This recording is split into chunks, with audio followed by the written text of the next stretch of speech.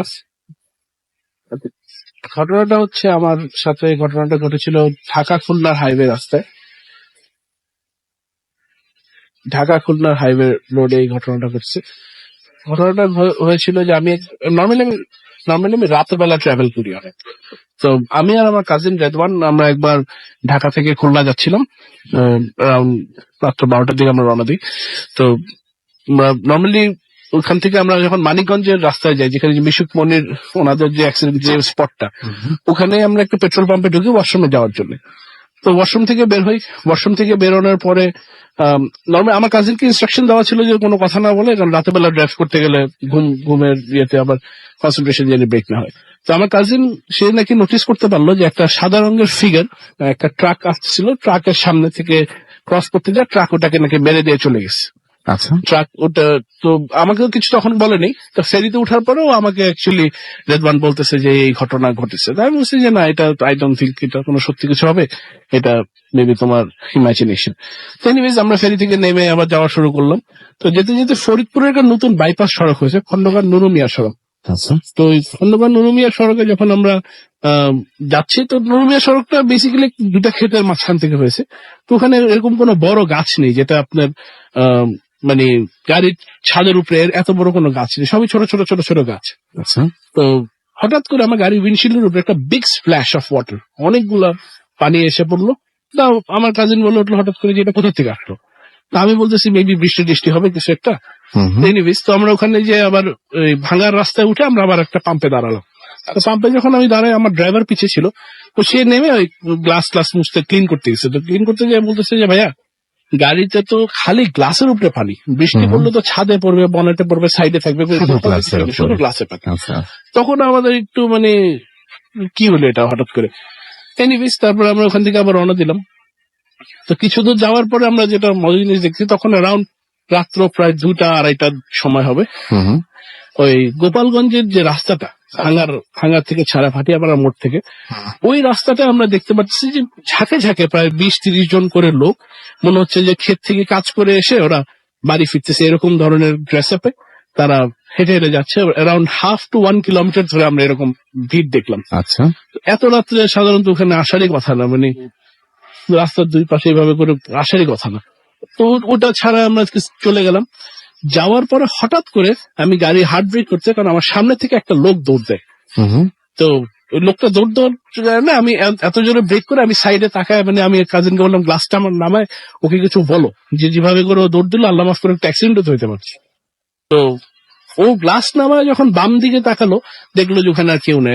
Surprisingly এত মানে রাতে বেলা, এবং ওখানে কোনো খালি জায়গা, ওটা এমন তো না যে কোনো গাছ আছে বা কোনো জঙ্গল আছে যেখানে ঢুকে গিয়েছে, নাথিং লাইক দ্যাট। হঠাৎ করে ওটা দেখাতে মানে কিছু নাই, তখন আমরা একটা আরেকটু ভয় পাই। তো এনিওয়েজ আমরা তখন চালাতে থাকতে ডিসাইড করলাম যে যাই হবে রাস্তায় যাই সামনে আমরা দেখবো, কথাবার্তা বলতে বলতে, যে আমরা কোনো অবস্থাতে গাড়ি থামাবো না, যাই হবে আমরা মানে চলে যাবো।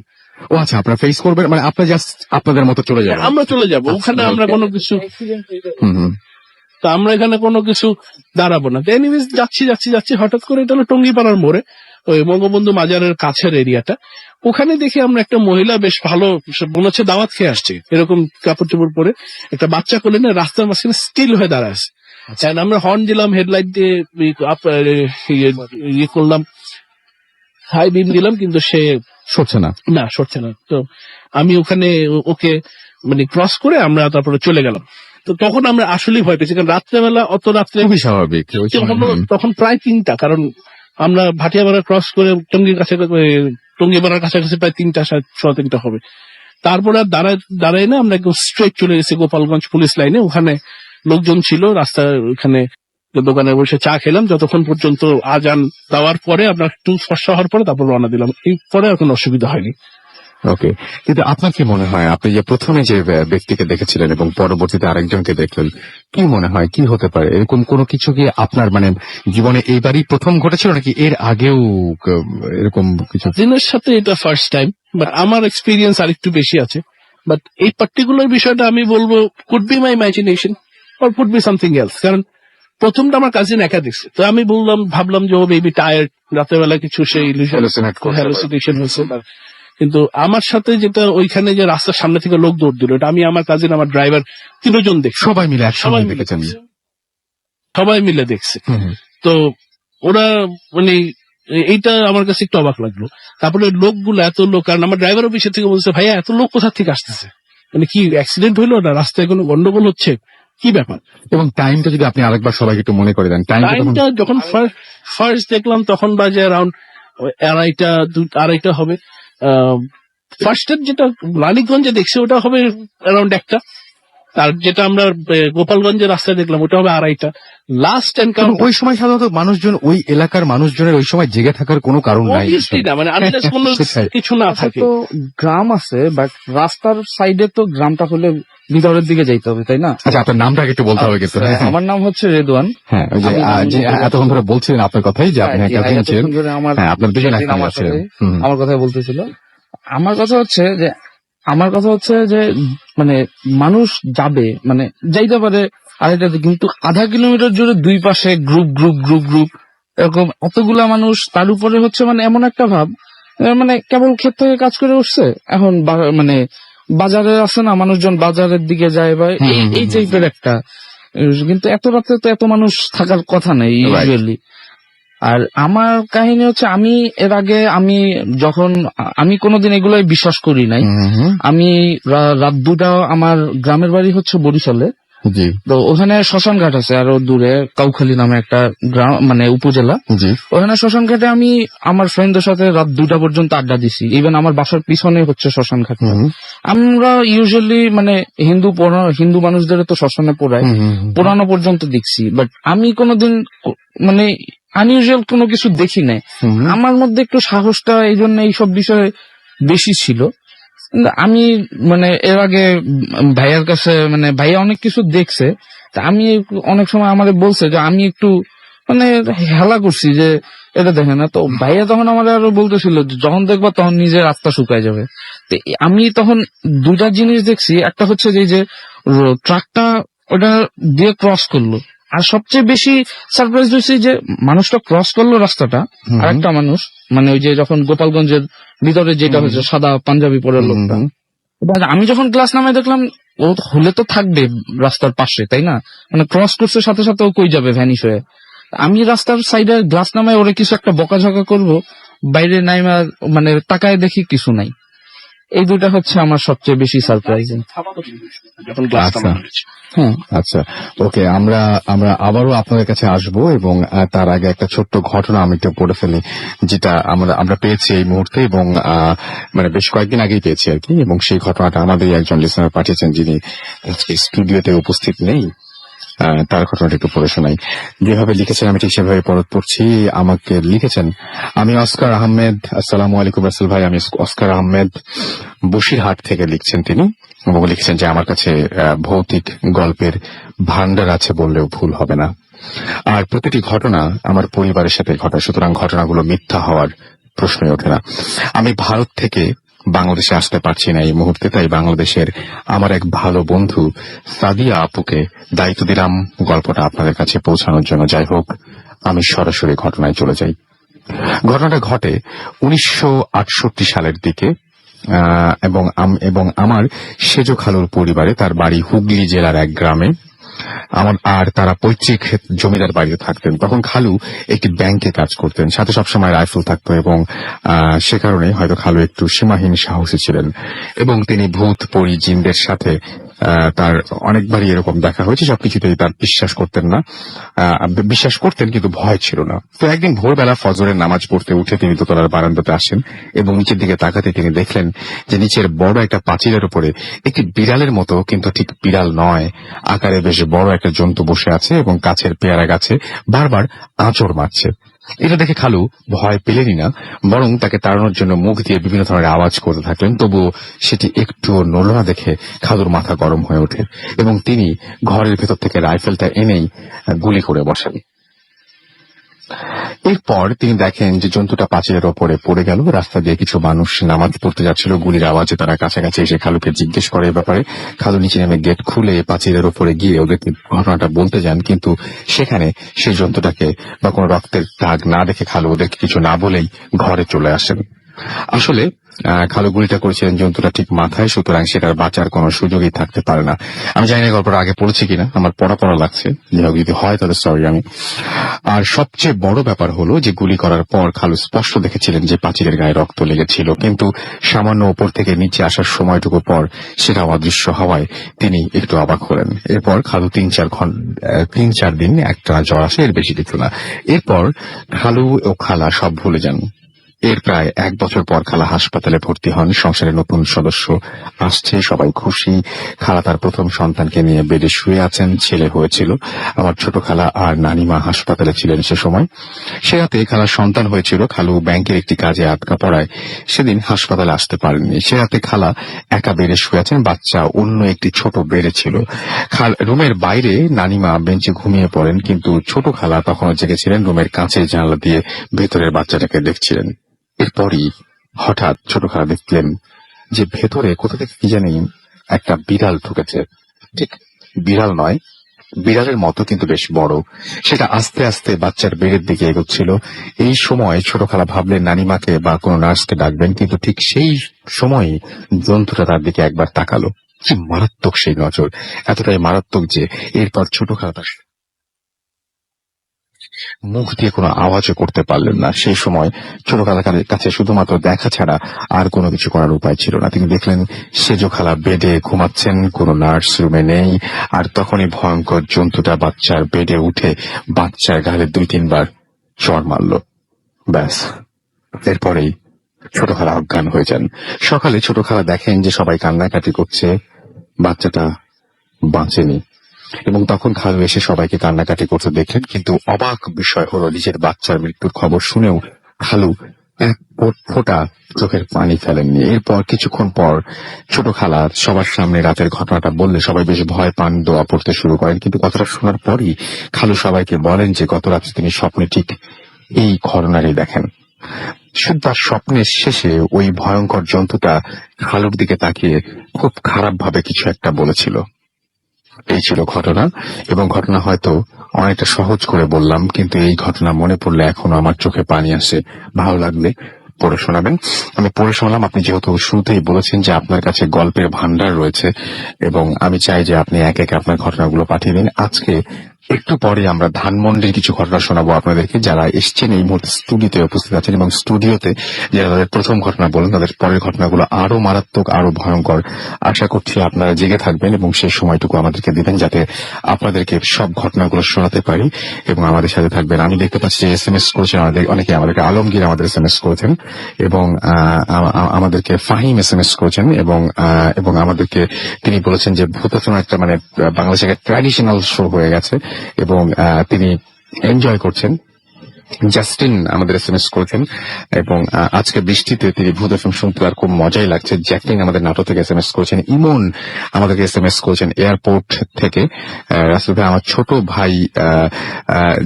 ছোট ভাই তার নাম জুমন হোসেন। ওকে। হিমেল আমাদের গাজীপুর থেকে SMS করেছেন। আজকে অনেকদিন পর তিনি শুনছেন এবং তার কাছে ভালো লাগছে। আমাদের কাছে ফারিহা লিখেছেন যে অসম স্টোরি ভাইয়া। ময়মনসিং থেকে উর্মি আমাদের লিখেছেন। গোলাম রাব্বি আমাদের মিটফোর্ড থেকে SMS করেছেন। সিদ্দিক খান আমাদের জুরাইন থেকে SMS করেছেন। নাইম আমাদের SMS করেছেন। SMS করেছেন আমাদেরকে দেখতে পাচ্ছি মিয়াদ, এছাড়াও কবির জিঞ্জিরা থেকে SMS করেছেন। দুর্লভ টাঙ্গাইল থেকে আমাদের SMS করেছেন। SMS করেছেন আমাদেরকে দেখতে পাচ্ছি আরো অনেকেই। বাহার আমাদের খিলগা থেকে SMS করেছেন। শর্মী গ্রিন রোড থেকে SMS করেছেন। SH আবরার হবি হাজাইবাগ থেকে SMS করেছেন আমাদেরকে। এছাড়াও SMS করেছেন দেখতে পাচ্ছি বাদল। আরো অনেকে SMS করেছেন। আপনি যদি SMS করতে চান মোবাইলের মেসেজ অপশনে গিয়ে টাইপ করুন ফুর্তি, FOORTI ফুর্তি, স্পেস দিয়ে লিখুন আপনার নাম, স্পেস দিয়ে আপনার মেসেজ পাঠিয়ে 984 নাম্বারে। আমাদের ফেসবুক পেজেও দেখতে পাচ্ছি অনেকেই লিখেছেন। শাহিদ খান লিখেছেন তিনি অ্যাপস দিয়ে ভূত FM শুনছেন, অ্যাপ দিয়ে। এছাড়াও তিনি বলছেন যে আমাদেরকে, এছাড়াও রাজ SMS করেছেন এবং শুনছেন তিনি ভূত FM খুব ভালো লাগছে। এগুলো সব ফেসবুকে আছে আমাদের পেজে। রাজীব হাসান আমাদের লিখেছেন রেডিও ফুর্তির পেজে, আপনাদের খুঁজতে হবে, এবং তিনি বলছেন যে আশা করছেন তিনি রাজীব যে আছে খুব ভয়ানক হবে। আমাদেরকে অ্যাঞ্জেল SMS করেছেন এবং তিনি বলছেন এক একটা শুনছি খুব ভালো লাগছে। এছাড়াও আমাদেরকে দেখতে পাচ্ছি ফারহা অরিন লিখেছেন যে পিকটা ভালোই রহস্যময়, মানে আমাদের ফেসবুকে যে পোস্টে যে ছবিটা দেওয়া হয়েছে সেই ছবিটার কথা তিনি বলছেন। সামি রহমান আমাদের লিখেছেন জোস পোস্ট ঘটনাগুলি। এমডি সজীব আহমেদ আমাদের লিখেছেন, ফার্স্ট যে ঘটনাটা শুনেছেন সেটা সুপার, পরবর্তী যে ঘটনাগুলো আছে সেই ঘটনাগুলো আরো ভালো, আশা করছি যে সেই ঘটনা আপনারা শুনবেন। আপনারা যদি ফেসবুকে আমাদের রেডিও ফুর্তির পেজে পোস্ট দেখতে চান এবং সেখানে আপনাদের কমেন্ট জানাতে চান বা লাইক দিতে চান, তাহলে আপনারা চলে যান www.facebook.com/radio.furti এবং এইখানে গিয়ে আপনারা আমাদের পোস্টটা দেখতে পারবেন এবং সেখানে গিয়ে আপনারা লাইক কমেন্ট যেটা দিতে ইচ্ছা করে সেটা আপনারা দিতে পারবেন। আর আমাদের আরেকটা পেজ রয়েছে, সেটা হচ্ছে bhutfm@radiofurti.fm, এটা হচ্ছে আমাদের ইমেল অ্যাড্রেস। আর আমাদের ফেসবুকের এই অ্যাড্রেসটা অর্থাৎ ভূতফএম এর যে পেজটা সেটা হচ্ছে www.facebook.com/bhutfm.russell। এখানে যেও আপনারা কিন্তু আপনাদের কমেন্ট করতে পারবেন এবং আপনারা আপনাদের ঘটনা মানে আপনাদের কোনটা ভালো লাগছে কোনটা ভালো লাগছে সেটা জানতে পারবেন। যেমন আমাদের এখানে লিখেছেন এই পেজে ড্রিম বয়, যে ভালোই লাগছে একা একা শুনছি, কেমন আছেন জানতে চেয়েছেন শেখ তানজিল রহমান, আমি সবসময় ভালো থাকি, সবসময় ভালো দলে। এছাড়া আমাদেরকে তানজিম লিখেছেন, এত অ্যাড দিয়েন না প্লিজ, এখন আমরা কোনো ব্রেকেই চাইনি। আমাদেরকে এমডি সজীব ইসলাম জীবন লিখেছেন, ভূত এফএম শুনছি ভালো লাগছে, আজকে ভূত এফএম অনেক ভালো লাগছে লিখেছেন মনির হোসেন হাসান শুভ।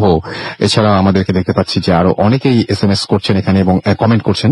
সো আপনারা যদি এখানে কমেন্ট করছেন তাহলে তুমি অ্যাড্রেস বলে দিয়েছি। ইমেল করে যদি আমাদের ঘটনা পাঠাতে চান, আমাদের ইমেল অ্যাড্রেস হচ্ছে bhutfm@radiofurti.fm। আশা করছি দারুণ দারুণ সবকিছু ঘটনা নিয়ে আবারও ফিরে আসবো কিছুক্ষণ পরেই। সুতরাং আমাদের একটা ব্রেক নিতে হচ্ছে, বুঝতেই পারছেন। ব্রেকের পরে আবারও ফিরে আসছি, কোথাও যাবেন না, আমাদের সঙ্গে থাকুন। স্টে টিউনড রেডিও ফুর্তি এন্ড ডোন্ট স্টপ দ্য ফুর্তি FM. Tonight comes alive.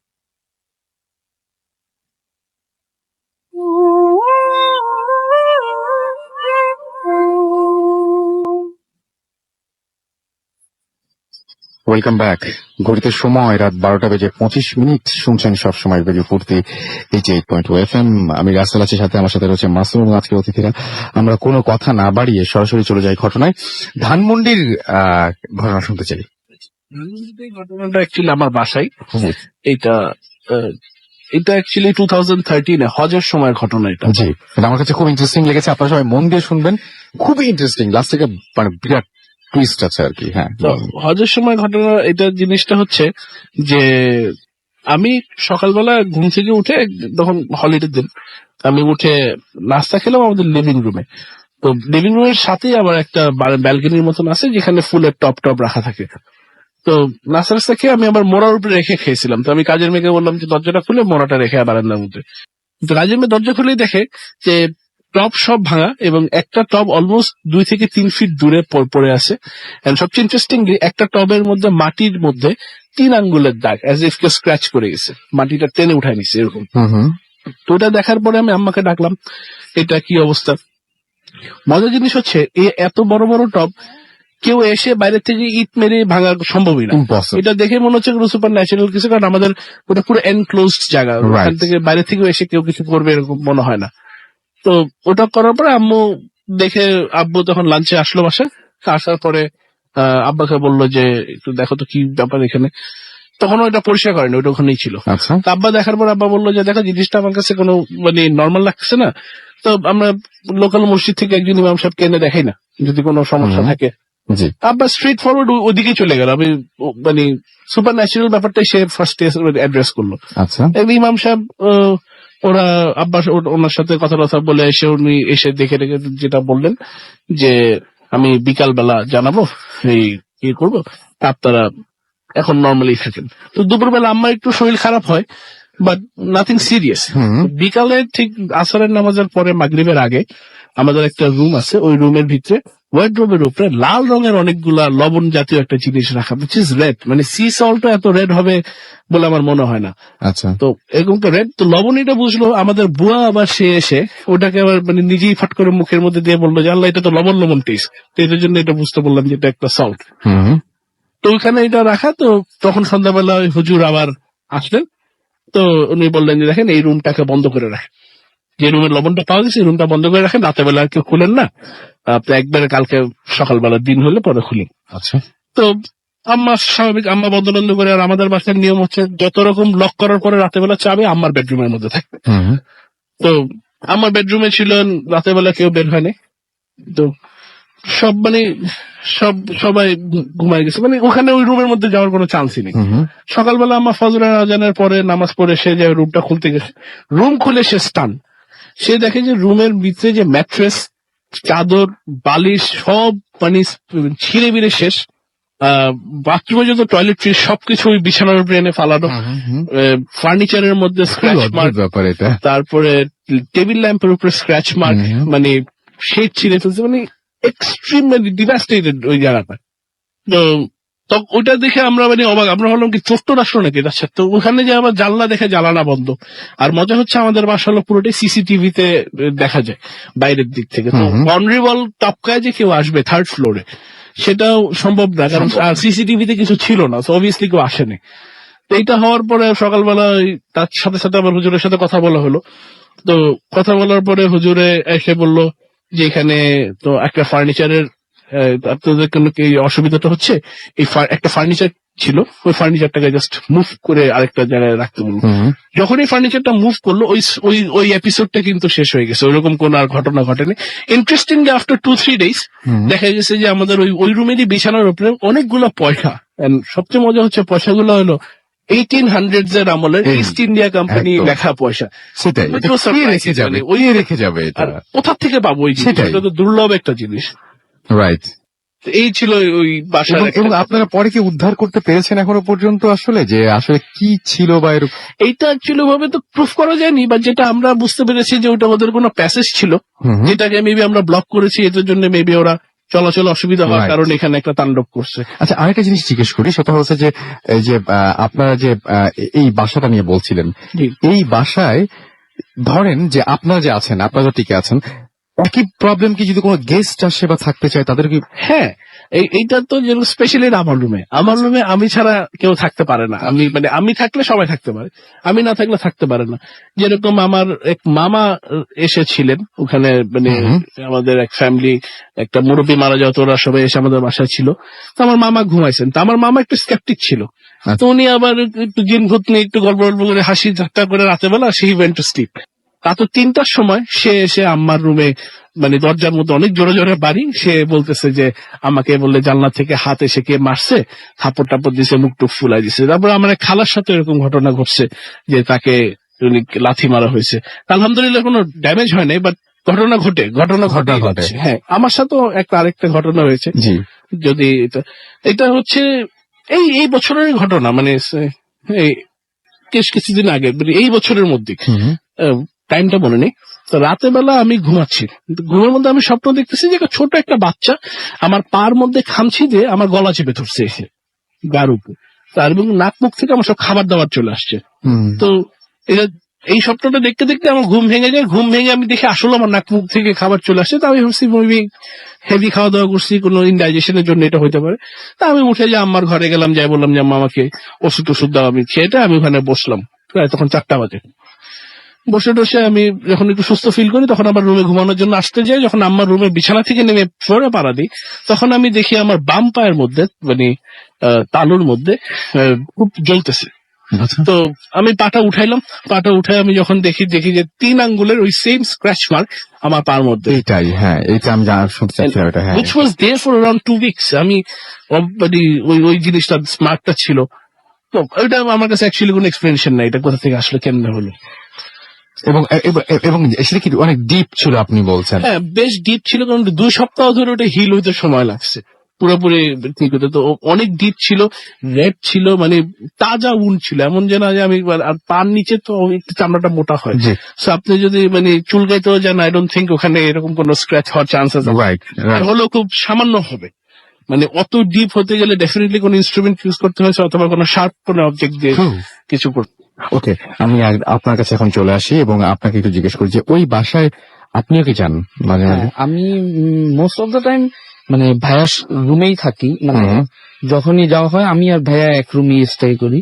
তা মানে এই কাহিনীটা যখন হয়েছে তখন আমি ওই দিন ওই বাসায় ছিলাম না, আমি ভাইয়ের সাথে প্রায় থাকা হয়। তো এইটা হওয়ার পরের দিন সকালবেলা সাথে সাথে আমার তখন বাসা ছিল হচ্ছে নিকুঞ্জতে। তো ওইখান থেকে আমার ভাইয়া নিয়ে আসে। এরপর থেকে আমি মোটামুটি এই কাহিনীটা মোটামুটি একটু ভয় পাই, যেহেতু ভয় পাওয়ারই স্বাভাবিক, খুবই স্বাভাবিক। আমি মানে ওইখান থেকে মানে অনেকদিন ভাইয়ের বাসায় স্টে করছি, এই জন্য যে আপনার সাথে কোনোদিন কোনো প্রবলেম হয় নাই?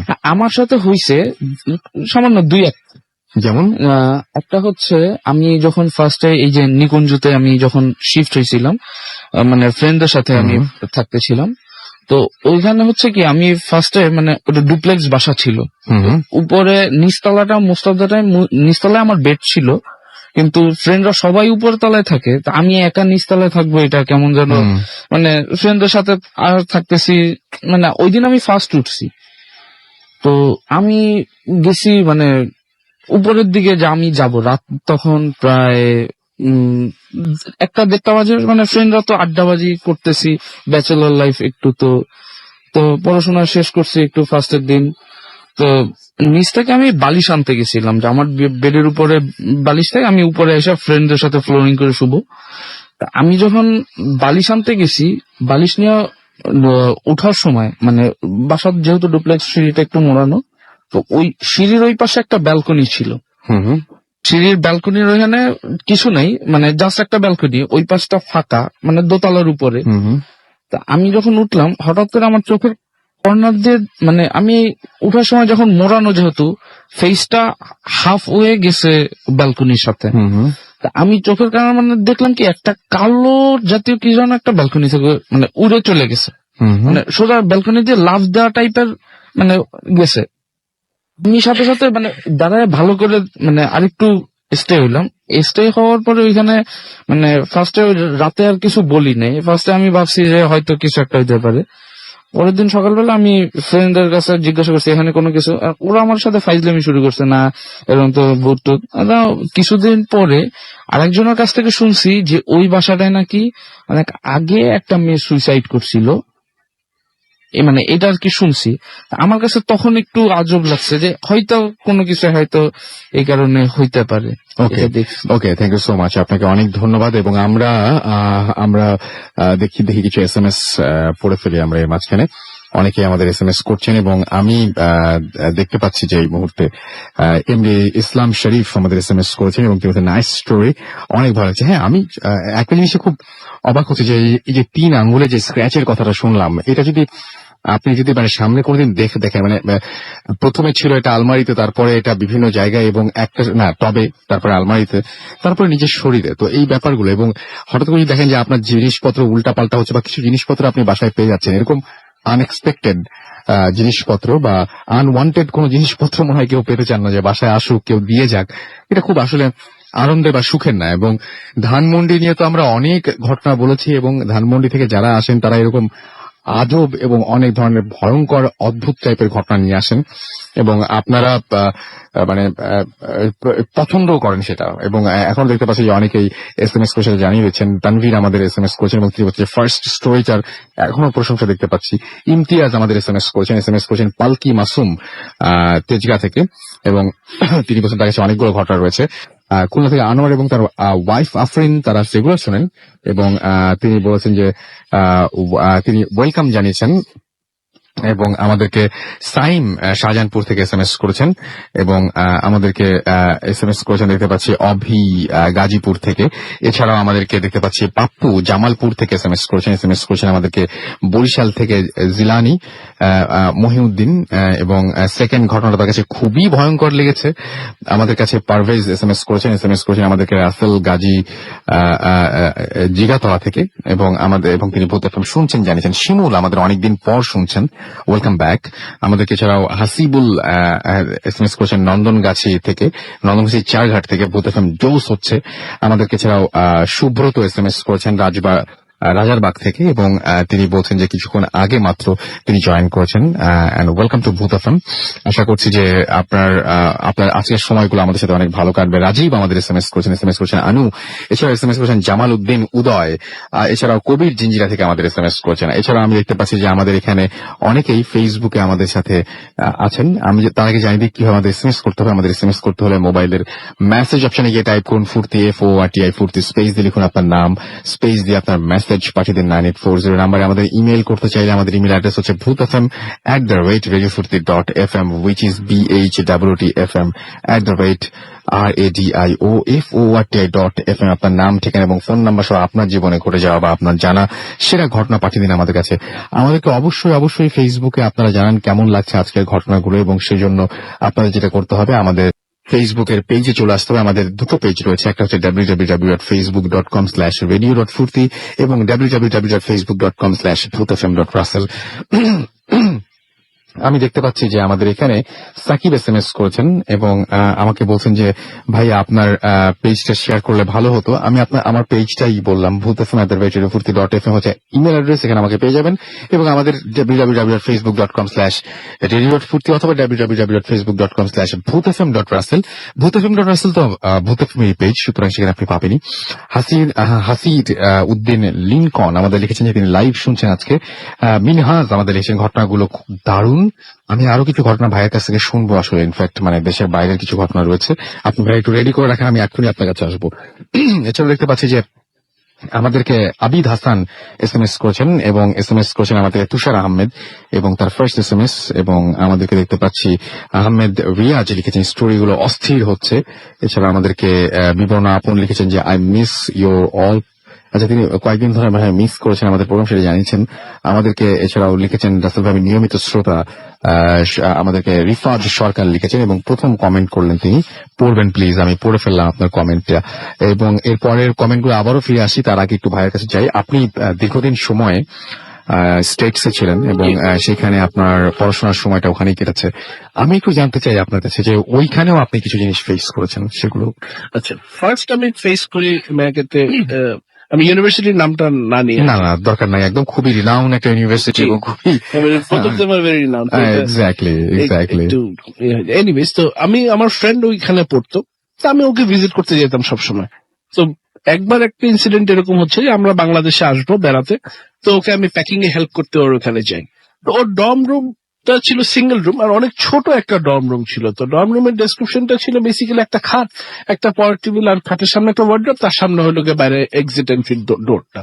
তো ওখানে একটা ছোট একটা স্পেসও ছিল, মানে একটা মানুষ দাঁড়াতে পারবে এরকম একটা জায়গা। তা আমি গেলাম ওকে প্যাকিং এ হেল্প করতে, তো বিছানার সামনে দাঁড়া ওকে আমরা হেল্প করতেছি, আমি ছিলাম।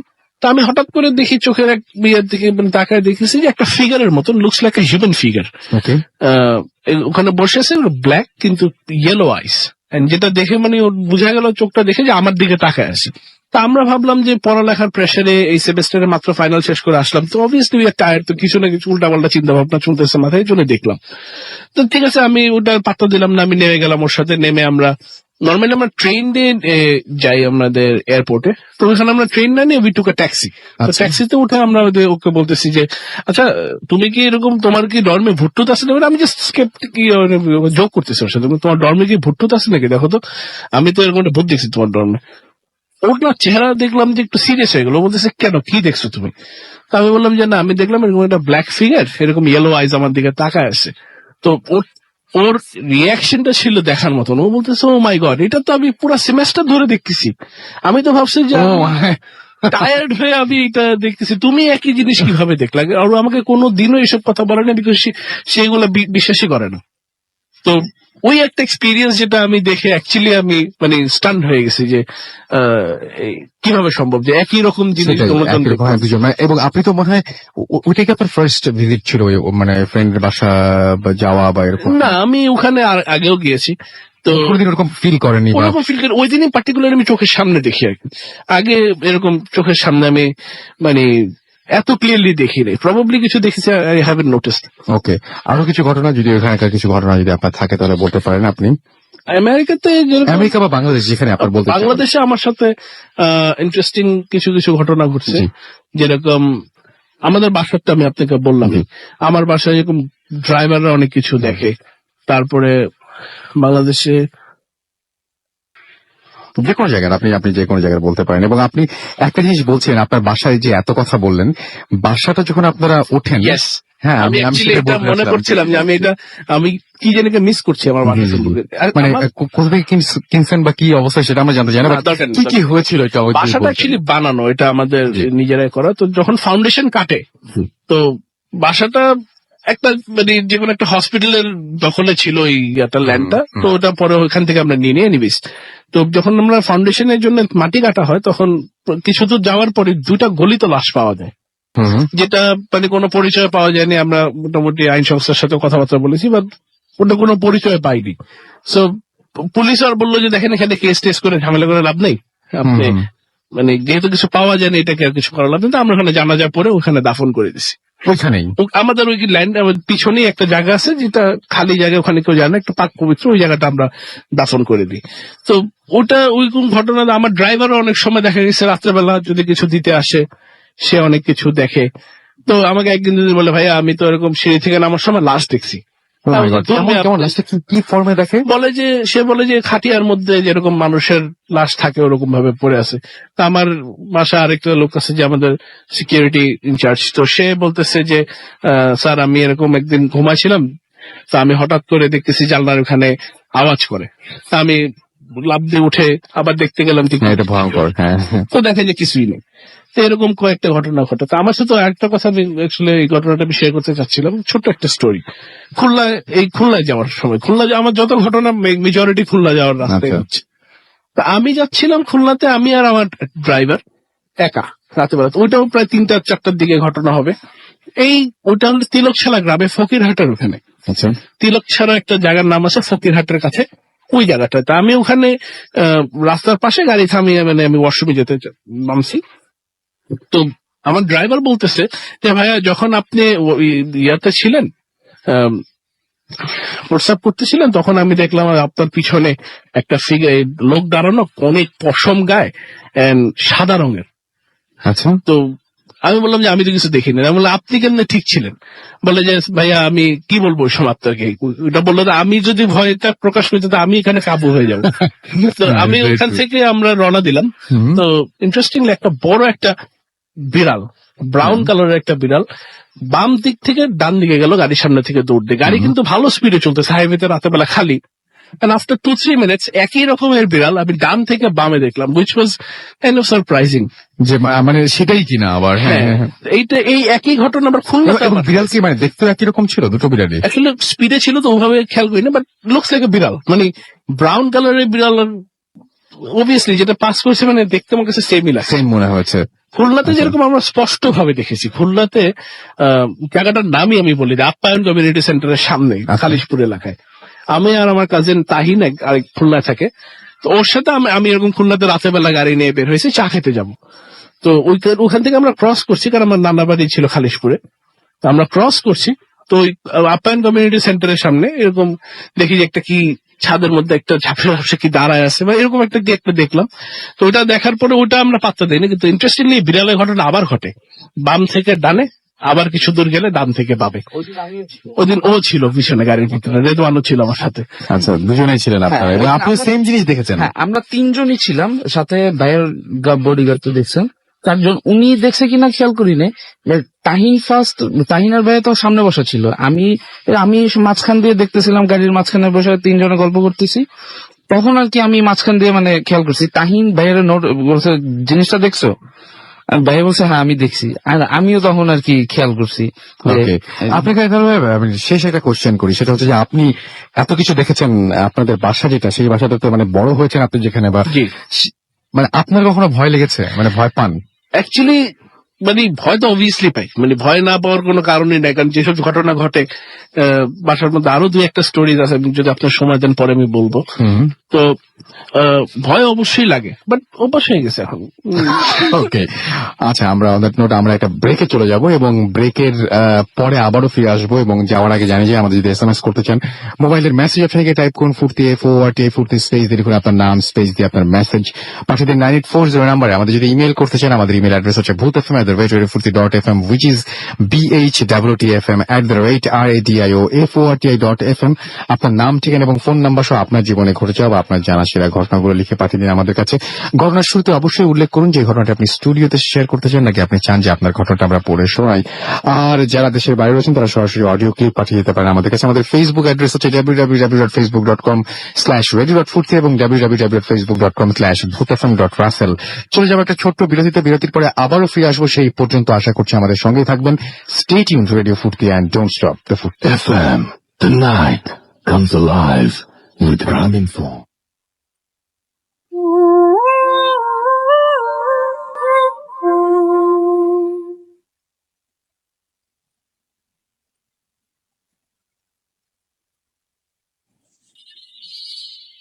আসসালামু আলাইকুম রাসেল ভাই, আমি উত্তরা থেকে শেখ মোহাম্মদ নাজমুল হাসান বলছি।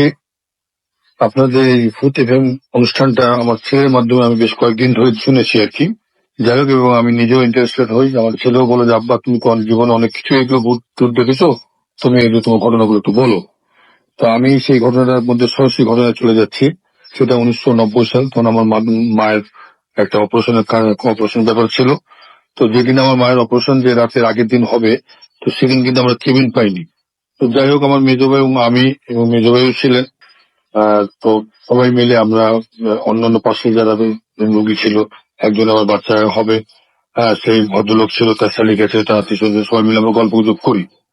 তো গল্প গুজব করার পরে এর মধ্যে আমি ওই রাত্রে যখন একটা হয়ে গেছে, একটা দেখতে মতো, তখন আমার বোন বললো যে ঠিক আছে, আমাকে তো আর ভেতরে ওয়ার্ডে তো আর এ করতে দিবে না, তো কোনো দরকার লাগলে বলিস।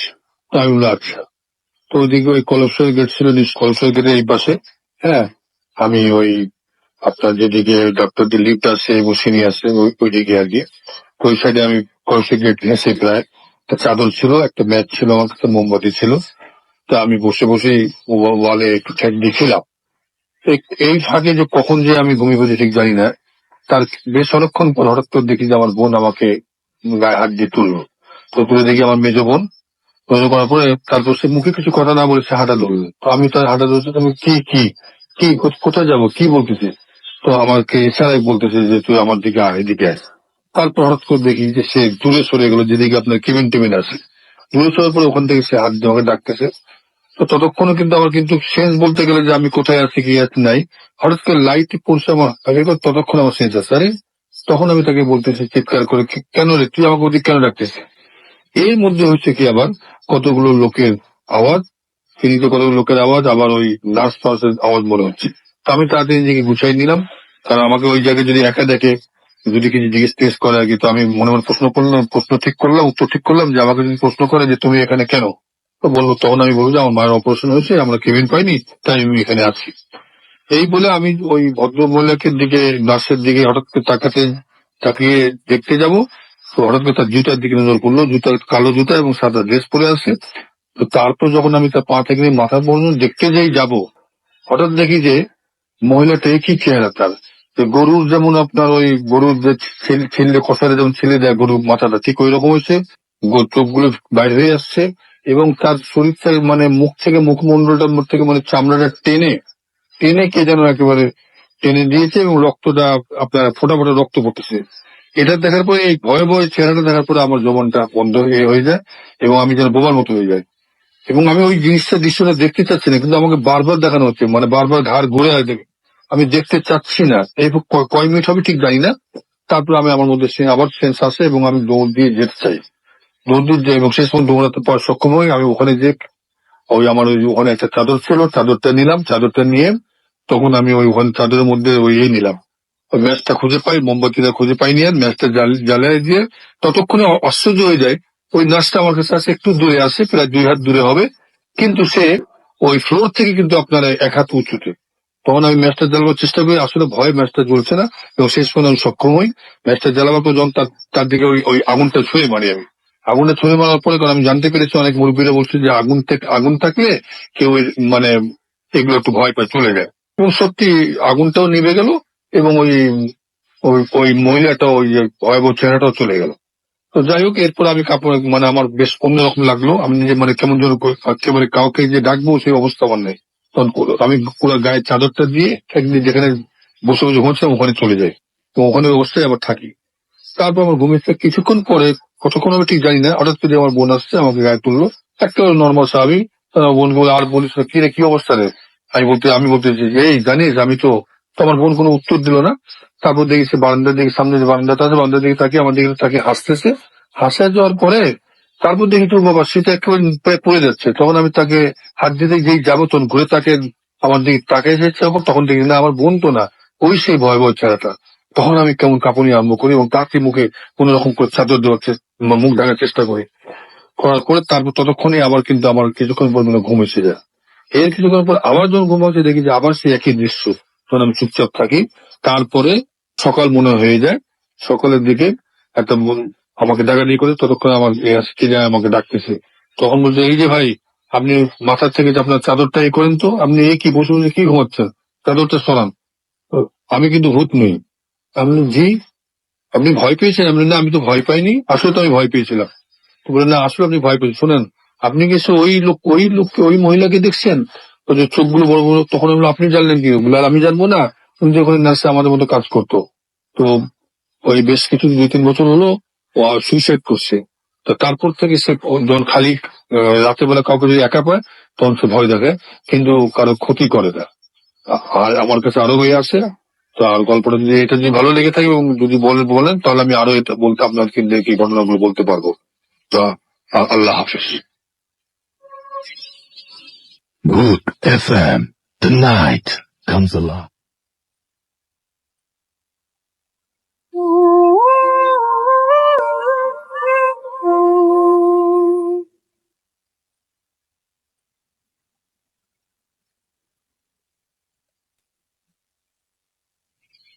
Yes, the night comes alive with গ্রামীণ ফোন শুনছেন সবসময় রেডিও 48.0 FM। ঘড়িতে সময় রাত 1:01। আমি রাসেল আছির সাথে, আমার সাথে রয়েছে মাসুম এবং আজকের অতিথিরা, এবং আপনাদের সবাইকে আরো একবার আমন্ত্রণ জানাচ্ছি। একটা অডিও ক্লিপ শুনলাম আমরা। আমি জানি না যে আপনাদেরকে এই ঘটনাটাও শেয়ার করেছিলাম কিনা। প্লিজ, আমার মানে এই জিনিসগুলো আমার মনে রাখা খুব কষ্টকর, বাট আমি আজকে যখন দেখছিলাম যে কোন ঘটনাগুলো আপনাদের শোনানো যায়, সেখানে আরো একটা চমৎকার ঘটনা আমি পেয়ে গিয়েছিলাম, এবং সেই ঘটনাটা আমি একটু আপনাদের সাথে শেয়ার করতে চাই। যে ঘটনাটি আমাদের একজন লিসেনার, তিনি আমাদের ইমেল করেছেন। হয়তো ঈদের সময় আমি ঘটনা শুনিয়ে থাকতেও পারি, বাট ভালো ঘটনা 2বার শুনলে হয়তো আপনারা মাইন্ড করবে না। যদি এটা যদি ফার্স্ট টাইম হয় তাহলে তো খুবই ভালো কথা। যাই হোক, যিনি লিখছেন তিনি লিখছেন এইভাবে যে, লুৎফর কায়সার, নিশ্চয়ই ঘটনাটি যদি সিলেক্ট হয় তাহলে পড়ে শোনান। স্টুডিওতে যাওয়া আমার সম্ভব নয়। ঘটনাটি আমার এক সিনিয়র ভাইয়ের, ওই ভাইয়ের অনুমতি নিয়ে এই ঘটনাটা পাঠাচ্ছি, তবে উনি নাম প্রকাশে ইচ্ছুক নন। ঘটনাটির আগে কিছু কথা বলে নেওয়া দরকার। ঘটনাটি ওই ভাইয়ের হলেও আমি কিছুটা জড়িত আছি। আমি রুয়েটের 10 সিরিজের একজন ছাত্র। 10 সিরিজ এখন ফাইনাল ইয়ারে, এবং আর যে ভাইয়ের ঘটনা উনি 6 সিরিজের। আমরা রুয়েটে ঢোকার পরে 6 সিরিজকে মাত্র কয়েক মাস পেয়েছিলাম। এই কয়েক মাসেই ওই ভাইয়ের সাথে হৃদ্যতা গড়ে ওঠে, আর এর পেছনে কিছু কারণও ছিল, আর এটাই আগে বলে নেওয়া দরকার। আমি স্কুল থেকেই একটা মেয়েকে অনেক পছন্দ করতাম। আধুনিক ভাষাতে বললে হয় যে মেয়েটি অনেক পছন্দ করতাম। তো মেয়েটির সাথে কখনো কথা বলা হতো না। স্কুল কলেজ তো বটেই, ইউনিভার্সিটির 3rd ইয়ার পর্যন্ত মেয়েটি আমাকে চিনতই না। মেয়েটির এক বান্ধবীর সাথে আমার কথা হতো। সেই বান্ধবী আমাকে জানিয়েছিল যে মেয়েটির পছন্দ ইঞ্জিনিয়ার ছেলে, এবং তাকে পড়তে হবে সরকারি কোনো প্রকৌশল ইউনিভার্সিটিতে। আমার ডাক্তার হওয়ার ইচ্ছা থাকলেও মেয়েটির জন্য আমি আমার এইম চেঞ্জ করি, কিন্তু এইচএসসির অ্যাডমিশনের টাইমে প্রচন্ড টাইফয়েডে আক্রান্ত হওয়ার কারণে বুয়েটে চান্স হয়নি, তবে রুয়েটে চান্স পেয়ে গেলাম। শুনলাম মেয়েটি রাজশাহী বিশ্ববিদ্যালয়ে ভর্তি হয়েছে, কিন্তু এরপরেই জানতে পারলাম যে মেয়েটি একটা রিলেশন আছে। এরপরে পুরাই ভেঙে পড়লাম। ক্লাস শুরু, সব সময় মন মরা হয়ে বসে থাকতাম। একদিন ক্যাফেতে ওই ভাই আমাকে নোটিস করলেন এবং আমার কাছে এসে জানতে চাইলেন যে আমি কেন মন মরা হয়ে থাকি। ওনার সাথে শেয়ার করলাম সব। উনি হাসলেন এবং আর কাহিনী শুরু করলেন। উনি প্রথম বর্ষে যে মেস থাকতেন, সেই মেস থেকে মরে যাওয়ার জন্য উনি একটা গলি ইউজ করতেন, অনেক চিপা একটা গলি। এই গলিটা সাধারণত সবাই এড়িয়ে চলতো। গলিটাতে যেতে হলে একটা দোতলা বাড়ির পেছন দিকে বারান্দা পড়তো। এইসব বারান্দাতে সাধারণত মানুষ দাঁড়ায় না। ভাইয়া খেয়াল করতেন যে ওই বারান্দাতে একটা মেয়ে দাঁড়িয়ে ওনার দিকে তাকিয়ে থাকতো। দিন কি রাত সব সময় যখনই ভাইয়া যেতেন তখনই ওই মেয়েটাকে একইভাবে একই পোশাকে দাঁড়িয়ে থাকতে দেখতেন। মেয়েটার পরনে ছিল একটা নীল জামা। মেয়েটার মুখে কোনো অনুভূতি ছিল না। সে এক দৃষ্টিতে ভাইয়ার দিকে তাকিয়ে থাকতো। এভাবে 3 মাস চলে গেল। একদিন ভাইয়া মেসের ম্যানেজারকে ওই বাড়িটা সম্পর্কে জিজ্ঞাসা করলেন যে ওই বাড়িটার দোতলায় কারা থাকে। ম্যানেজার যে উত্তর দিল তাতে অবাক হলেন ভাইয়া। ওই বাড়িটার মালিক নাকি বিদেশে থাকে, এবং বাড়িটার একতলা গোডাউন আর দোতলাতে কেউ থাকে না। ভাইয়া বাড়িটা নাকি বাইরে থেকে তালা বন্ধ। পরের দিন ভাইয়া বাড়িটার সামনে গিয়ে দেখলেন যে সত্যি বাড়িটার তালা, এবং বাড়িটার দারোয়ান থেকে জিজ্ঞেস করলেন ব্যাপার রাস্তা এবং দারোয়ান ভাইয়াকে বললেন যে সামনের লনের বাইরে সিঁড়িঘর দেখালেন। প্রচন্ড জঙ্গল, সেখানে কোনো মানুষ যে চলাচল করে না সেটা বোঝা যাচ্ছে। এরপর ভাইয়া আর কখনোই পেছনের বারান্দায় সেই মেয়েটিকে দেখেনি। ঘটনা এখানে শেষ করে হাসতে হাসতে তিনি বললেন যে তোমার যাকে পছন্দ তাকে চেনো না, আমার যাকে পছন্দ সে এক্সিস্টই করে না, এক্সিস্ট করলেও সে যে মানুষ না সেটা শিওর, তাই তুমি আমার চেয়ে অনেক ভাগ্যবান, মন খারাপ করো না। হাসি ঠাট্টা করলেও ভাইয়া সত্যি সেই মেয়েটাকে ভালোবেসে ফেলেছিলেন এবং উনি আর কোনো রিলেশনে জড়াননি, বিয়েও করেননি। ঘটনার আর একটু বাকি। ভাইয়া মাঝে মাঝে ভাইয়ের কথা হয় ফোনে আর ফেসবুকে। এবছর জানুয়ারির 27 তারিখে উনি আমাকে ফোন দিয়ে বললেন সেই মেয়েটিকে তিনি স্বপ্নে দেখেছেন। স্বপ্নটাতে উনি একটা মাঠের এক প্রান্তে আর দূর থেকে একটা মেয়ে ওনাকে দেখছে, আর বেশ কিছু দূরে নাকি আমি দাঁড়িয়ে আছি। মেয়েটা নাকি আমার দিকে তাকিয়ে মৃদু হাসি দিল। এরপর এই স্বপ্নটা ভেঙে যায়। আমি একটু অবাকই হলাম। এরপর একটা ধাক্কা খাওয়ার মতো ঘটনা ঘটলো আমার সাথে। আমার যে পছন্দের মেয়েটি, সে আমাকে না চিনলেও ফেসবুকে ফ্রেন্ড লিস্টে ছিল। অনেক অবাক করা ব্যাপার হলো যে 28 জানুয়ারি রাতে মেয়েটি সহসাই আমাকে নক করে। এরপর কথা বলতে বলতে আমার বন্ধুত্ব গড়ে উঠলো। আর কিছুদিন পর মেয়েটি জানতে পারলো যে সেই আমার পছন্দের, এবং আমি আমার পছন্দের কথা তাকে জানালাম। এখন আমরা ভালো ফ্রেন্ড, আমাদের কোনো রিলেশন নেই, তবে আমরা আমাদের অনুভূতিকে রেসপেক্ট করি। তবে এই জন্যই ভাইয়ের স্বপ্নে সেই মেয়েটি আমার দিকে তাকিয়ে হেসেছিল যে আমার ক্যাশকে চিনবে, মানে আমার পছন্দের মানুষকে চিনবে। কাহিনী এখানে শেষ। ওই ভাইয়া এখনো অবিবাহিত। সে বা সেটা কে ছিল তাতে ভাইয়ার কোনো মাথা ব্যথা নেই। ভাইয়ার হৃদয় শুধু তার জন্যই। এই ঘটনার সাথে আমার জড়িয়ে যাওয়ার অদ্ভুত এই ঘটনার কোনো এক্সপ্লেনেশন আমি খুঁজে পাইনি, এবং অনেক কিছুই পৃথিবীতে এরকম অদ্ভুত ঘটে।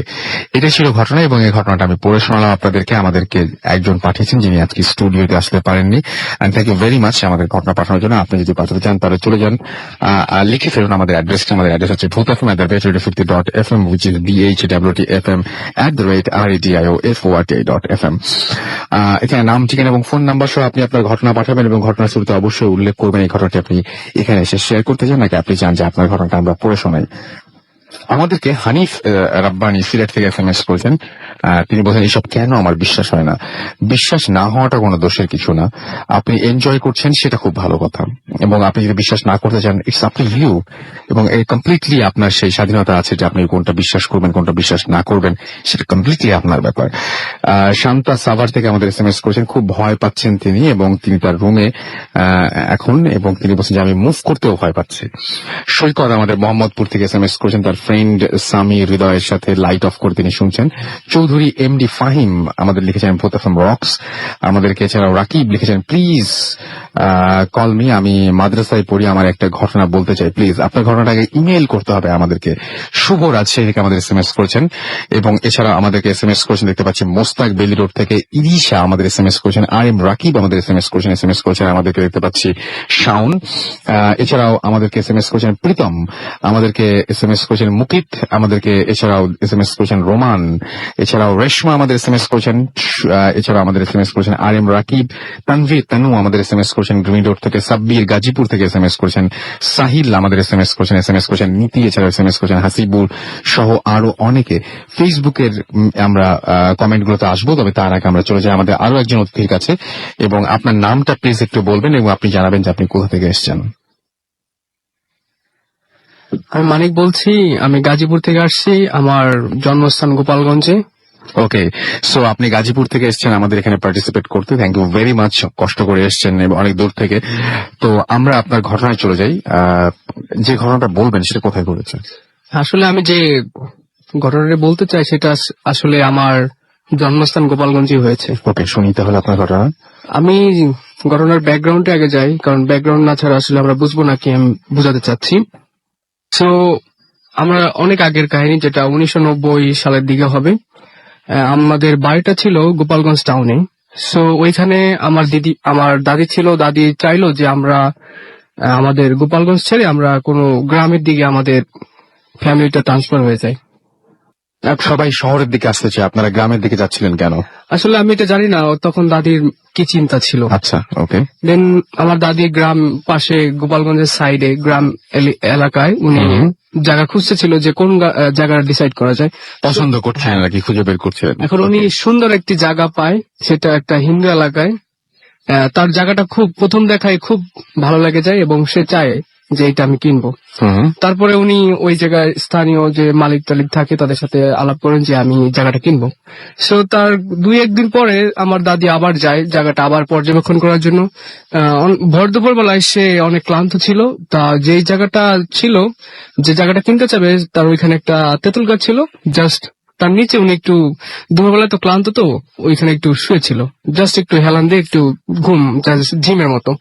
দেন তো ওই ঝিমের মধ্যে উনি একটা অলৌকিক একটা স্বপ্ন দেখলো।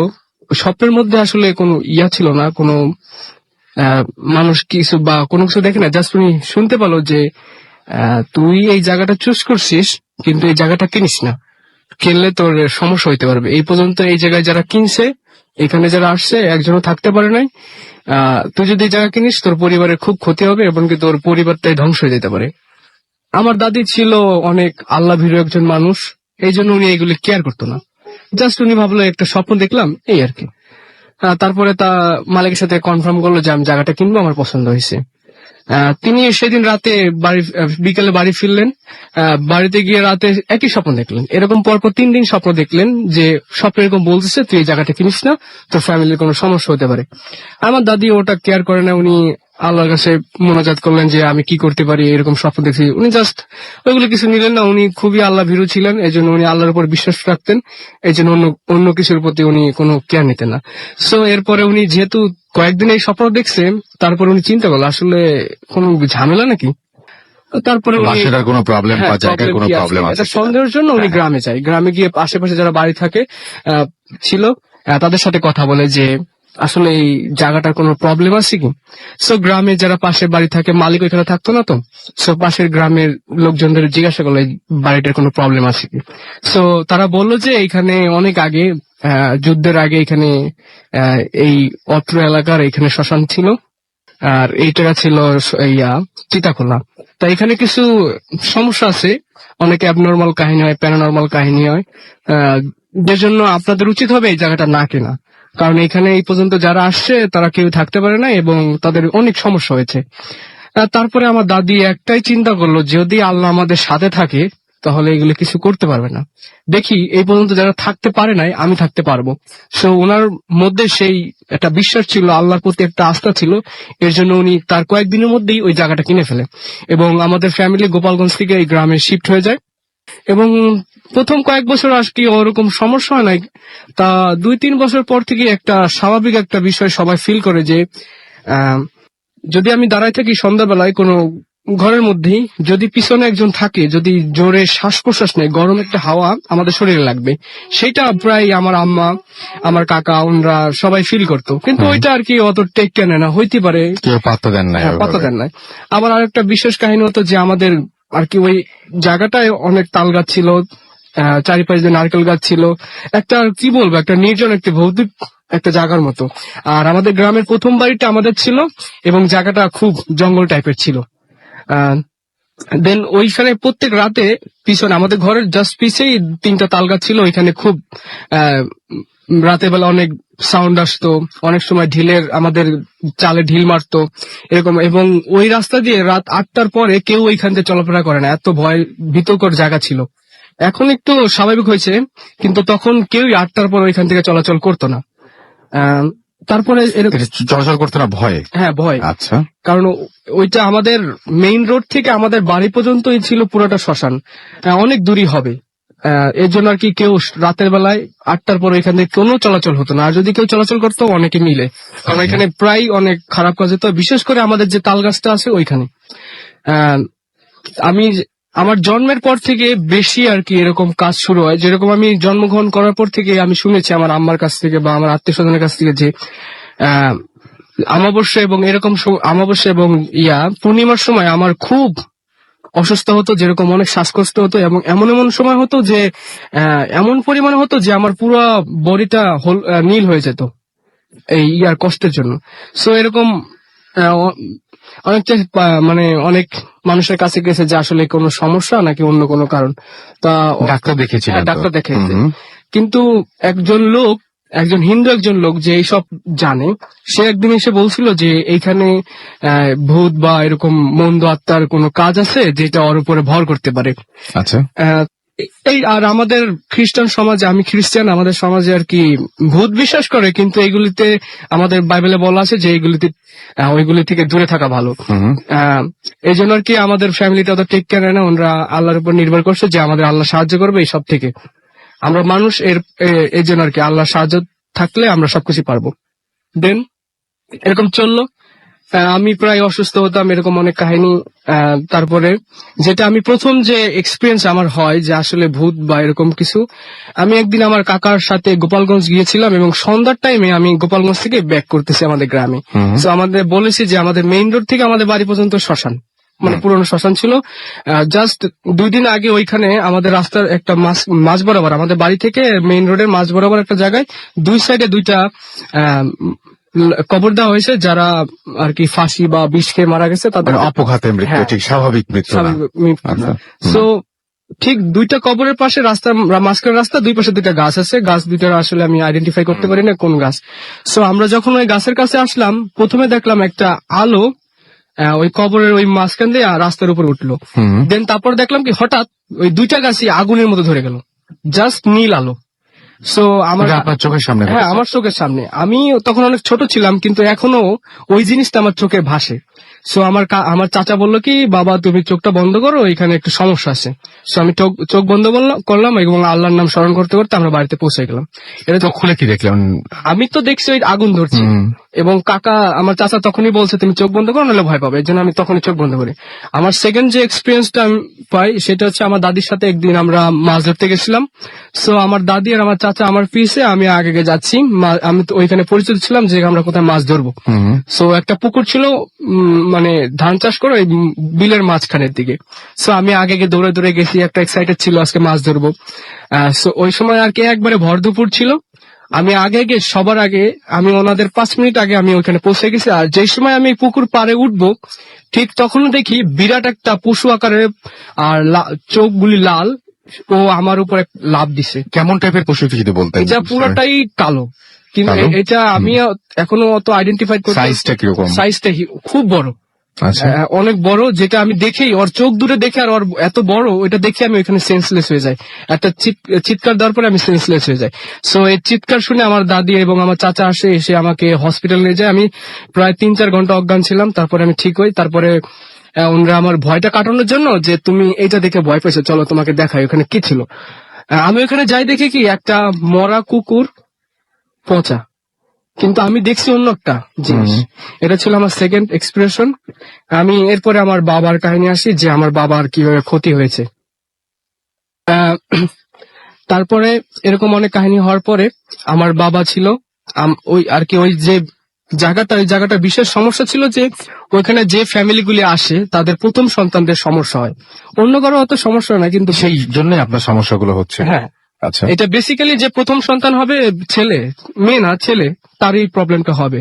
সো আমার ফ্যামিলিতে আমার বাবা ছিল প্রথম ছেলে, তার অনেক সমস্যা ছিল। সে আর কি এরকম হঠাৎ অনেক প্রচন্ড অসুস্থ হয়ে যেত, কিন্তু উনি গ্রামের মধ্যে খুব হেলদি মানুষ ছিল, খুবই 6 ফিটের মতো লম্বা এবং খুবই হেলদি। ওনার মতো গ্রামে এত হেলদি মানুষ ছিল না, আমার আব্বার মতো। সো হঠাৎই উনি অসুস্থ হয়ে পড়তো, কোনো কারণ ছাড়াই হঠাৎ। ইভেন ঢাকায় এসে আমাদের গোপালগঞ্জে অনেক ডাক্তারখানায়, অনেক হসপিটালে দেখানো হয়েছে, ঢাকাতেও আপনারা দেখিয়েছেন, হ্যাঁ, আপনি বলছিলেন। কিন্তু হ্যাঁ। কোনো রিপোর্টে কোনো কাজ হয় নাই, রিপোর্ট 0। ডাক্তারও কনফিউজ যে এত ঝামেলা, এত অসুস্থ কিন্তু কোনো রিপোর্ট আসতেছে না সঠিক। একজন বলতেছে এই রোগ, একজনের এই রোগ, কিন্তু সঠিক কেউ রোগের শেষ পর্যন্ত উনি বিছানাতেই পড়ে গিয়েছিলেন একদম পুরো। তার আগে একটু কাহিনী বলতে চাই যে এই আমার আব্বা অসুস্থ হওয়ার আগে যে আরো কয়েকটা প্যারানর্মাল কাজ হয়েছিল। যেরকম আমাদের গ্রামের মধ্যে আমাদের বাড়িতে শুধু 2টা ফজলি আম গাছ ছিল, প্রচুর আম ধরতো। আমি ছোটবেলায় দেখেছি প্রচুর আম ধরতো, কিন্তু হঠাৎ আমের সময়, আমের সিজনে আমগুলি খুব বড় হয়েছে, কিন্তু হঠাৎ একদিনের মধ্যে পুরো আম গাছটা শুকিয়ে গেছে এবং আস্তে আস্তে যেরকম একটা গাছ যদি আপনি ডাল আগুনে পোড়ান যে গুড়ি গুড়ি হয়ে পড়বে, ঠিক ওই গাছটা এরকম গুড়ি গুড়ি, আগুন না কিন্তু জাস্ট আগুনে পড়লে যেরকম ছাইটা হয় ওরকম গুড়ি গুড়ি হয়ে পড়ে পুরো গাছটা ওইরকম গেছে। যে আমরা কাঠ বানাবো বা গাছটা মরে গেলে সাধারণত কাইটে আগুন জ্বালতি হিসেবে ব্যবহার করে বা ফার্নিচার তৈরি করে, তো সেই সুযোগটা আমরা পাই না। ওইটা ছাইয়ের মতো পুড়ে পুড়ে ওইটা শেষ হয়ে গেছে, কিন্তু আর কোনো আগুন ছিল না। তো ও দেখে গ্রামের সবাই আর কি একটা অনুমান করছিল যে এখানে একটা ঝামেলা আছে। সো আমরা এরপরে আমরা আমাদের যে পালক বা ওনরা থাকে ওই ফ্রিজে ডাকছি, ওনরা এসে আর কি অনেক প্রার্থনা করছে যেন কোনো কিছু না হয়, কিন্তু ওনরা একটা কথা বলছিল যে আসলে এখানে অনেক ঝামেলা আছে, তোমাদের উচিত হবে যে এখান থেকে তাড়াতাড়ি শিফট হয়ে যাওয়া, নাহলে তোমাদের আসলে কোনো সমস্যা হতে পারে। তো কিন্তু আমার ওই একটাই, আমার দাদির দৃঢ় বিশ্বাস ছিল যে আল্লাহ আমাদের রক্ষা করবে, এর জন্য আর কি আমরা এখানে থাকা। তারপরে আর একটা খুব আশ্চর্য একটা কাহিনী যেটা আমরা পরে শুনবো। আমাদেরকে ছোট্ট বিরতিতে যেতে হবে এবং বিরতির পরে আমরা আবারও ফিরে আসবো। সেই পর্যন্ত আশা করছি আপনারা আমাদের সঙ্গেই থাকবেন। স্টে টিউনড টু রেডিও ফুর্তি এন্ড ডোন্ট স্টপ দ্য ফুর্তি। Bhoot FM. Tonight comes alive with Ramin.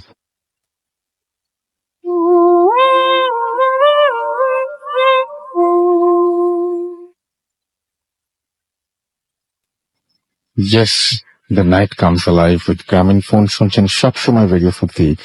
আমি কালফেল আছি সাথে, এবং আমরা দেখতে পাচ্ছি আজিমপুর থেকে আমাদের একজন লিখেছেন, নাম হচ্ছে JH বয়। তার কমেন্টটা ফেসবুকে পরে বুঝতে পারছি যে তার বাসার খুব কাছেই কবরস্থান।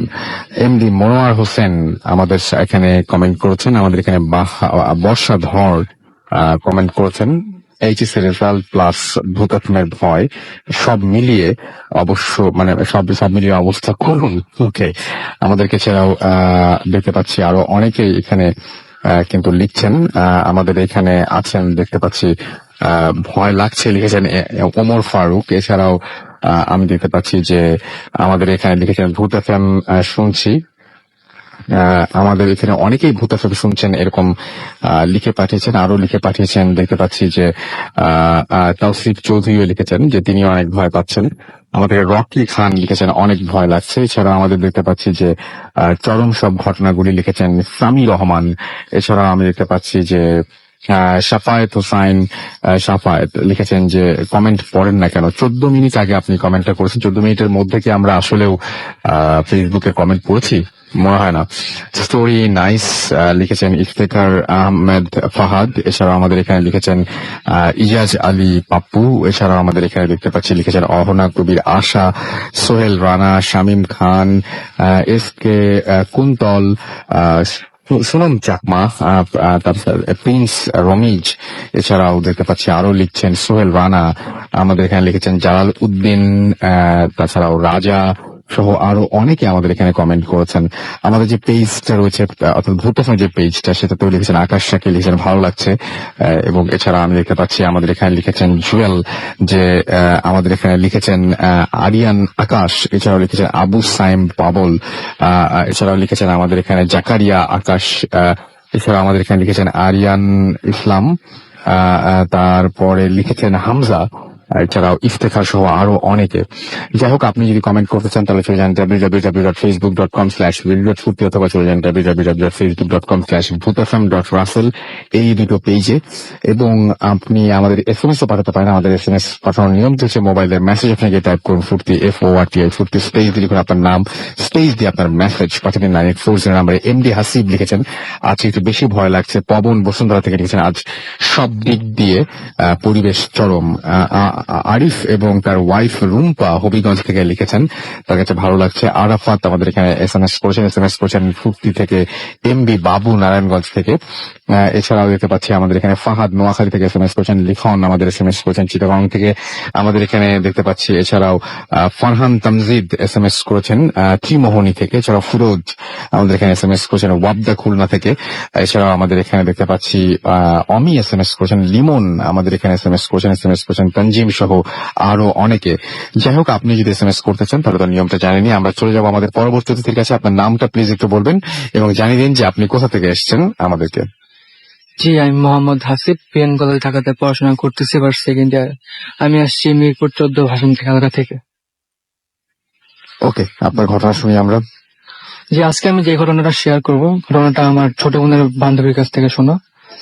ঘটনাটা ঘটেছে ভাই দিনাজপুরের মধ্যপাড়া গ্রামে। এই গ্রামের ভিতরে একটা ফ্যামিলি থাকতো। ফ্যামিলিতে ছিল হাজবেন্ড ওয়াইফ আর কাজের মেয়ে। হাজবেন্ড শহরে চাকরি করার কারণে বাড়িতে সবসময় থাকতো না। শুধুমাত্র উইকেন্ড পাইলেই বাড়িতে আসতো। তো বাড়িতে কাজের মেয়েটাই ওই মহিলার সব কাজ করে দিত। ভাই আগেই বলি, এই মহিলাটা ছিল প্রেগনেন্ট। তো একদিন রাত্রে মহিলার খুব পানি তৃষ্ণা পায়। তো ওই মহিলাটা কাজের মেয়েকে ডাক দেয় পানি এনে দেওয়ার জন্য। তো অনেকক্ষণ ডাকার পর কাজের মেয়েটা আর আসে না, অনেক গভীর ঘুমে ছিল। তারপরে মহিলাটা নিজেই পানি খেতে যায়। কলসের কাছে যায়, দেখে কি কলসে পানি নেই। তো উনি ভাবলেন যে টিউবওয়েল তো পাশেই, আমি যা পানি খায় আসে। তো তিনি গেলেন বাইরে টিউবওয়েলের কাছে পানি খেতে। পানি খাওয়া শেষ করে যখন ঘরে ঢুকবে, তখন তিনি পিছন থেকে কান্নার আওয়াজ শুনতে পান। তো তিনি পিছনে তাকালেন, দেখলেন কি টিউবওয়েলের পাশে শিউলি গাছের গোড়ায় একটা বাচ্চা বসে বসে কান্না করতেছে। তো তিনি বাচ্চাটাকে দেখে জিজ্ঞেস করে, কি তুমি কাঁদতেছো কেন? তো বাচ্চাটা কোনো রিপ্লাই নেই, শুধু কান্নাই করতেছে। একটু পর দেখলো কি বাচ্চাটা একটা মহিলার রূপ ধারণ করছে। তো মহিলার পরনে ছিল ভাইয়া সাদা শাড়ি, মুখে অনেক রক্ত লেগেছিল, চুলগুলো উঠতেছিল, আর ওই মহিলার দিকে তাকে কান্না করতেছিল। এটা দেখে মহিলা সেন্সলেস হয়ে পড়ে। পরদিন যখন জ্ঞান ফিরে, তখন দেখে যে কাজের মেয়ে আর বাড়ির আশেপাশের প্রতিবেশীরা তাকে দেখতে আসছে। তো এই ঘটনা শুনে শহর থেকে হাজবেন্ড বাড়িতে চলে আসে। তো এই মহিলার কাছে ঘটনা শুনে উনি কবিরাজের কাছে নিয়ে যায়। তো কবিরাজ তাকে একটা তাবিজ দেয় এবং কবিরাজ বলে যে এই তাবিজটা যতদিন আপনার পাশে থাকবে ততদিন আপনার কাছে কোনো খারাপ জিনিস আসবে না। এবং কবিরাজ আরো বলে, আপনার যখন বেবিটা হবে তখন আপনার বেবি করে তাবিজটা পরাই দিবেন। তো আলহামদুলিল্লাহ কিছুদিন পর ওই মহিলার ঘরে একটা ফুটফুটে মেয়ে সন্তান হয়।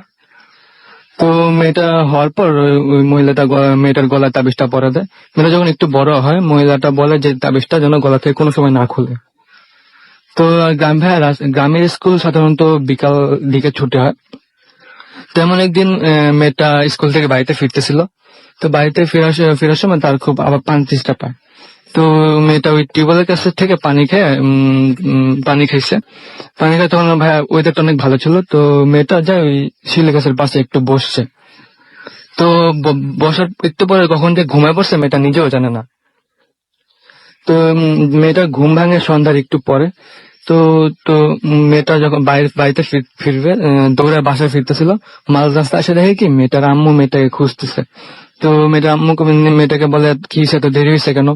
তো মেয়েটা বলে, আম্মু আমি টিউবওয়েল থেকে পানি খেয়ে ওই শিউলি গাছের পাশে ঘুমায় পড়ছিলাম। অ্যাজ ইউজুয়াল মহিলাটা আর এই যে মেয়ের গলা তাবিজটা দিয়ে খেয়াল করে না। তো রাত্রে মেয়ে পড়তে বসে, যখন পড়তে বসে তখন ওর আম্মু বলে, আসো তোমার চুলগুলো একটু আশ্রয় দে। তো চুল যখন আশ্রয় দিতে যাবে তখন দেখে মেয়ের গলা তাবিজটা নাই। তো মেয়েকে জিজ্ঞেস করে, তারপরে তোমার গলা তাবিজটা কোথায়? তো মেয়ে আর বলতে পারে না। তো মহিলা বলে, আজকে তো রাত হয়ে গেছে, তাবিজ আনা পসিবল না, তোমাকে কালকে সকালে কবিরাজের কাছ থেকে আবার নতুন একটা তাবিজ এনে দেবো। তো ওই দিন রাত্রে খাওয়া দাওয়া করে মেয়েটা ঘুমায় পড়ে।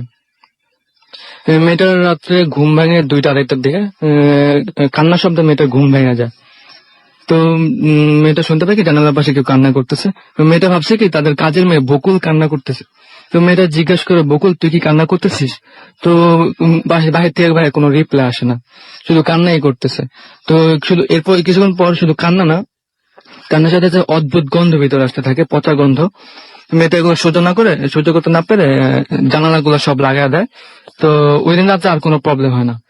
এর পরের দিন মেয়েটা এই গত রাতের ঘটনা তার মাকে বলতে ভুলে যায়। স্কুল থেকে আসার পর খেলাধুলা করে আর মনে থাকে না। তো রাত্রে সন্ধ্যার সময় যখন পড়তে বসে তখন মেয়েটা ওর আম্মুকে ঘটনাটা ফুল বলে যে গত রাতে আমার সাথে এই ঘটছে। তো আম্মু তখন ঘটনাটা শুনে না বুঝতে পারে। তারপর আম্মু বলে, আজকেও তো রাত হয়ে গেছে, আজকেও দাবি জানা যাবে না, আজকে রাতে তুই আমার সাথে ঘুমিস, তাহলে আর ভয় পাবি না, কালকে সকালে তোকে নতুন দাবি জানা দেবো। রাতে খাওয়া দাওয়া শেষ করে মেয়েটা ওর আম্মুর সাথে যখন ঘুমাতে যাবে তখন দেখি ওর আব্বু হঠাৎ করে শহর থেকে চলে আসছে।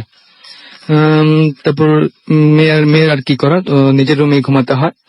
তো আগের রাতের মতন সেম কাহিনী, 2টা কি 2:30টার দিকে মেয়েটার আবার ঘুম ভেঙে যায় কান্নার শব্দে। তো ভাই কান্নার শব্দটা গত রাতের থেকে একটু জোরে ছিল। তো কান্নার শব্দে মেয়েটার ঘুম ভেঙে যায়। তো এই কান্নার শব্দের সাথে সাথে ওই পচা গন্ধ ভিতরে আসতে থাকে। তো মেয়েটা আগের রাতের মতোই জানালা গুলো সব লাগায় আর ঘুমায় পড়ে। ঠিক রাত 3টা কি 3:30টার দিকে ঘরটা প্রচুর গরম হয়ে যায়। জানালাগুলো যেহেতু সব লাগানো ছিল, তারপরে গরম হয়ে যায়। তারপর মেয়েটা সহ্য করতে পারে না গরমটা। তো মেয়েটা ভাবে একটু পরে তো ফজর আজান দিয়ে দিবে, জানালা গুলো খুলেই দিই। তো মেয়েটা যখন জানালা খোলার সাথে সাথে অদ্ভুত একটা গন্ধ ভিতরে আসে।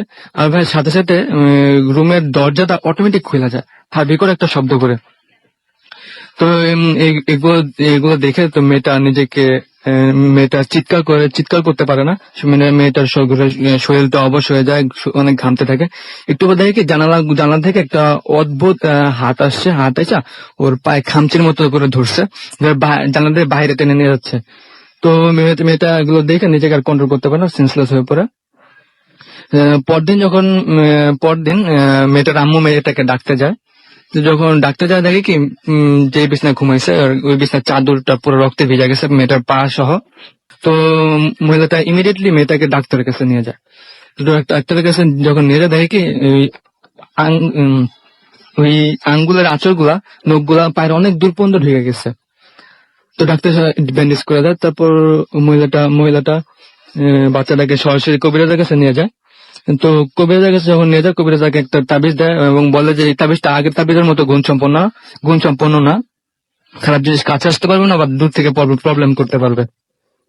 তারপর এই ঘটনার পর মহিলার হাজবেন্ড তাদেরকে আর গ্রামে রাখে না, তাদেরকে শহরে নিয়ে আসে। অনেক ধন্যবাদ আপনাকে আপনার ঘটনার জন্য, and thank you very much.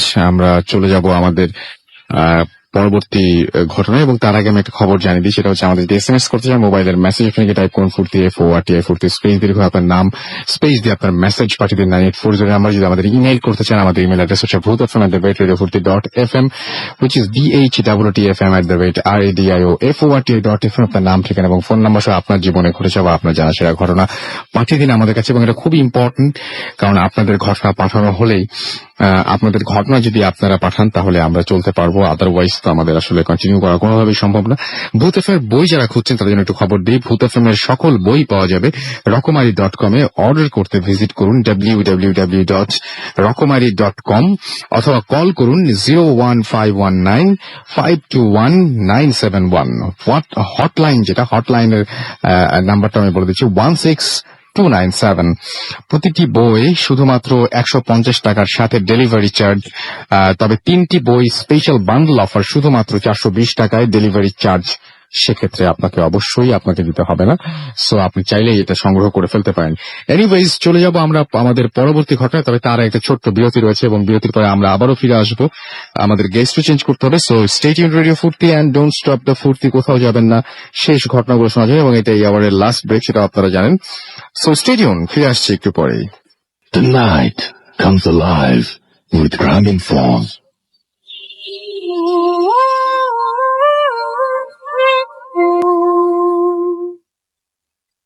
Welcome back. শুনছেন সবসময় রেডিও ফুর্তি 88.0 FM। ঘড়িতে সময় রাত 1:40।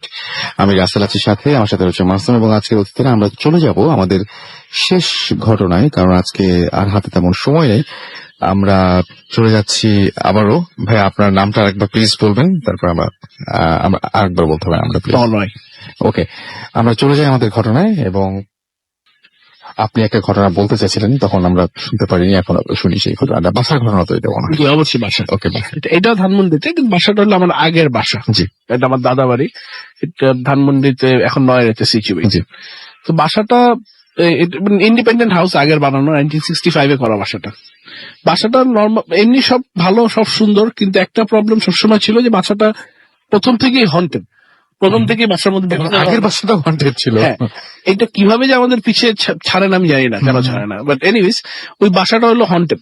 ওখানে এরকম ঘটনা ঘটছে যে দেখা যাচ্ছে যে বাসাটা ছিল 2.5 তলা অ্যাকচুয়ালি, 1, 2 আর উপরে একটা হল রুম ছিল। তো দেখা যাচ্ছে রাতে 12টার পরে আপনার হল রুমের লাইট হঠাৎ করে জ্বলে উঠছে।